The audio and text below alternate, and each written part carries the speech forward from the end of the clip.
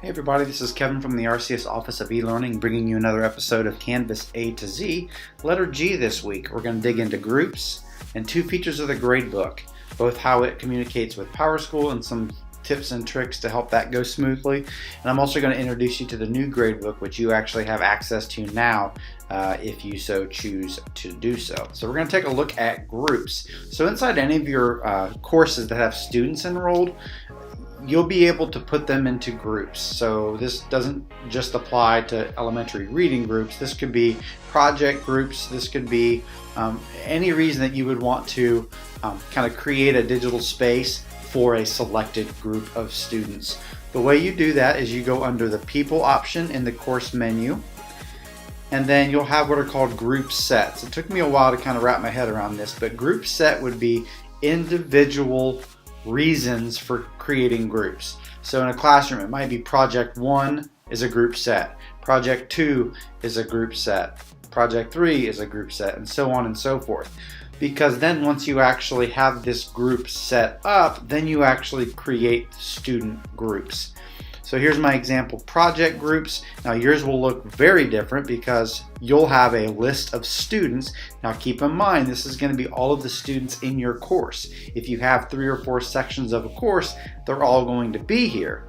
However, when you set these groups up, you can tell it, students must be in the same section to be in the same group. But we'll help you through that as you start to experiment with this. So within the group set, then you just create groups. So I kept it really simple, group 1, group 2, group 3, group 4, and just for sample sake, I'll go ahead and say group 5. You can go ahead and dictate, limit groups to a certain number of people. And that allows you to make sure you don't have 15 people in one group. Then you've got a couple of options. Again, you'll have a lot more students here. You can just click and drag students into the groups. And likewise, you can drag them out. You could also just click the plus button and then pick what group you want them to be in. But let's say you want to randomly put kids in groups. That's where you can get into these expanded options up top. So you can randomly assign students. And this is where you would say, hey, make all the group members be in the same section, so you don't have kids in 3rd period in the same group as kids in 4th period, for example. And once you do that, it'll randomly assign those kids to groups. So what can you do with those groups? So the way you get to these digital spaces that you're creating for the groups is you'll click on these 3 dots and go to Visit Group Homepage. Okay, so this will act very much like a course, except it's going to just those students in the group. So for an example, if you needed to make an announcement that only applied to group 1, you could make an announcement here. If you wanted to hold a discussion that only people in group 2, you could do it that way. If there's files or pages that only apply to a group, you can put it there. Okay, so the whole, and they've even got their own calendar as well. So you can put calendar events that'll only show up on members of that group's calendars. So there's a lot we can do with this. We're just now getting teachers experimenting with it, but I think there's some real power in being able to customize our communication and our collaboration with a specific group of students rather than sending out these blanket messages to all the class that only apply to 4 or 5 kids. So we want to help you with this. We're learning as we go as well. So if you would like to experiment with the groups feature, certainly give it a go, but let us support you. Reach out to a member of the eLearning staff. Okay, the second G we're going to take a look at is the gradebook. By now you are probably aware that when you put grades in put grades in Canvas, whether it's an assignment, whether it's a quiz or a graded discussion, you have the option of syncing those scores into PowerSchool. In other words, you don't have to enter the scores 2 places. Process for that. That's where we get a lot of calls from people that it's just not working right. Essentially what you do is when you set up an assignment or a discussion or a quiz, there will be a box that says something to the effect of sync grades with SIS, Student Information System. So it doesn't specifically say PowerSchool, but it says sync grades to SIS. Basically, all that means is that you're allowing Canvas to be able to sync those grades, but you ultimately need to make that happen, okay? The way you do that is from your grade book. When you're ready to push those grades over, it's a one-way push. It goes from Canvas to PowerSchool. It does not go vice versa. You need to click the Post Grades button. Once you do that, within a reasonable amount of time, anywhere from 2 minutes to 10 minutes, your grade should transfer over. Let's say, for example, that after you've done this, you needed to change a grade. If you go into PowerSchool to change a student's grade, the next time you do this post grades, it's going to overwrite it with what's in Canvas. So if you need to make a change to students' grades, you need to make the changes in Canvas. That's a common issue that we see.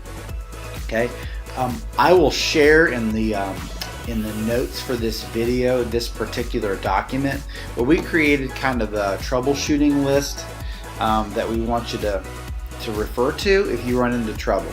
So starting at the very top, make sure you've selected the sync to SIS in the assignment or quiz.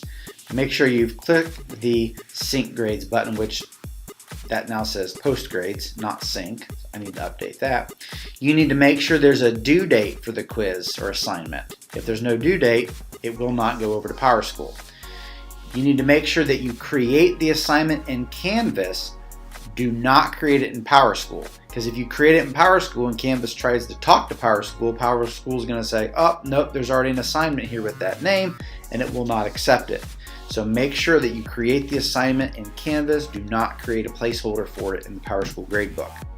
You need to make sure that the first 30 characters of the assignment name is unique compared to any others. So if you have this really long, elaborate assignment name, you got to make sure it's different than any other assignments. Otherwise, it treats it as a duplicate.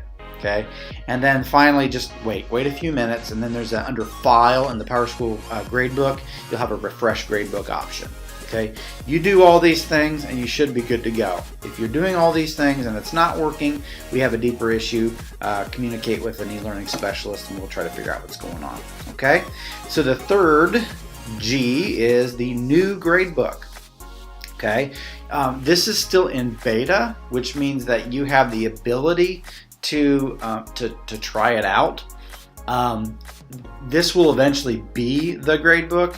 I don't know a date on that yet, but I wanted to use this as an opportunity to show you some of the differences, and they are enhancements. Okay, they really are. So what we're looking at here is the old gradebook that you're used to seeing, and in this tab is that same class under the new gradebook. Okay, so the first thing I notice as I go from old to new is I've got more real estate here. By that I mean that a lot of the things that are up top here are being collapsed into drop-down menus. Okay, so you have more student names on the screen potentially. Okay, they've combined some of the things. Okay, they've combined some of the things like import, export, post grades. They've combined those into this actions drop-down. Okay, so you're no longer going to have this post grades or sync grades button anymore. You'll click actions and then click sync to post grades. Okay, view is another thing that's a nice enhancement. In the old gradebook, you could only view, there's about 8 different ways that you could arrange the columns or view them, but it always showed it from the oldest assignment to the newest assignment, which meant that you had to potentially scroll quite a distance to find a particular new assignment that you're looking for. In the new gradebook, you can actually arrange by due date, newest to oldest. So what that means is your newest assignments, which are going to be likely the ones that you're going to need to grade, will be first. So you have a few enhancements on the arrange by. Okay. And then some of the filters, you can filter a couple different ways there, and then you can filter through your section this way too. Okay, so I would encourage you to go ahead and try this, and the way that you turn this on, it has to be done at the course level.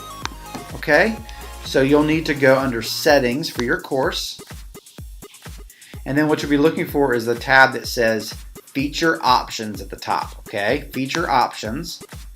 And then under new gradebook, to turn it on, you just click there and it turns on, okay? If you try it out and you don't like it, turn it back off, okay? But again, this will eventually become the gradebook, so I think it's good to get a little experience with it. If you have any issues, problems, concerns, certainly let us know, and I'd also like to hear your feedback on it. What's working better for you than the old gradebook? So again, those are the 3 Gs. We looked at groups, we looked at the some tips and tricks on the SysSync or PowerSchool Sync, and then the new gradebook. So as always, if you have questions, reach out to a member of the e-learning team. We're here to help you.